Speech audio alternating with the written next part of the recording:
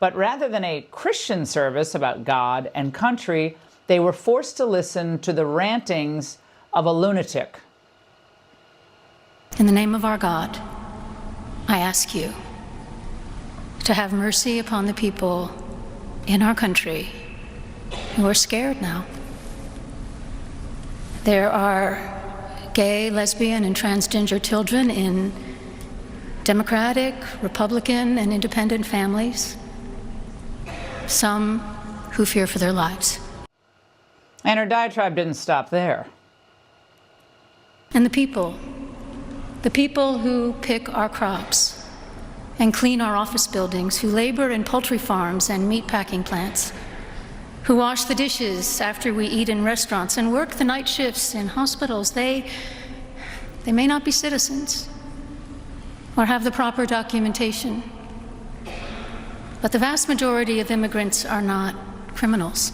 I ask you to have mercy, Mr. President, on those in our communities whose children fear that their parents will be taken away. Joining me now for a reaction is Fox News contributor Raymond Arroyo. All right, Raymond, the faces of the Trump and Vance families. J.D. Vance, I think he had the best, but tell me what you saw there. Well, it looked like a foul smell had been released into the National Cathedral, and maybe it had. I mean, look at Trump's face there; it's hilarious. But they were having none of it. And for this bishopress to use this moment, Laura, that's supposed to be an interfaith prayer service into a political lecture, it's really a misuse of religion here. And, I mean, you know, they came together, the Trump family, the Vance family, they came to pray for the nation, not to be lectured by this woman who looks like, you know, Kate McKinnon after a rainstorm. I mean, she's a mess. And the speech was a complete, like, discarded propaganda you'd hear in Union Square or something. Yeah, it was like an old NPR, one of those All Things Considered on NPR. You expected the old NPR music to pop up in the background, right? The people who pick our crops. Because Americans, let's just say, in their view, American citizens, they don't get the courtesy of having, you can't have compassion for them, right? You have to only compassion for the people who cross our border illegally. And if you don't, you're just not a good Christian. It's ridiculous. All right, well, afterward, Raymond, Trump reacted to the service like this. It's a message of a call for justice, for swift justice for George Floyd, for systemic justice for all brown and black people who have been under the knee of this country in ways that we have witnessed time and again. What is your message to President Trump today? I've given up speaking to President Trump. We need to replace President Trump. We need leadership that will lead us in the ways that this country deserves.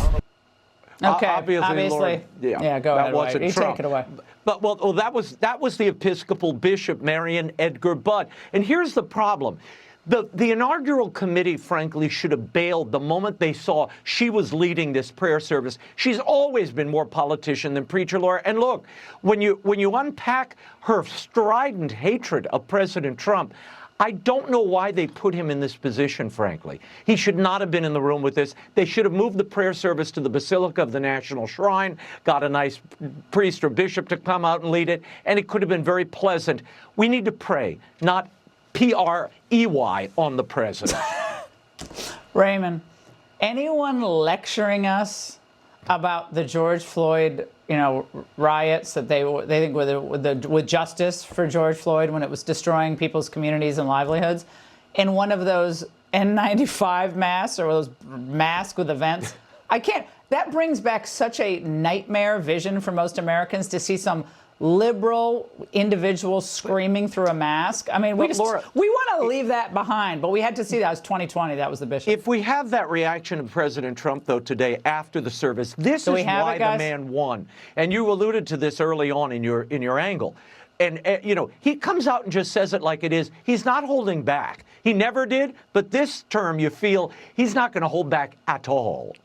Yeah, I guess we don't have that soundbite. So, that's all right. We can just do that. Oh, okay. We do have it. Go ahead, Ray. Go play it.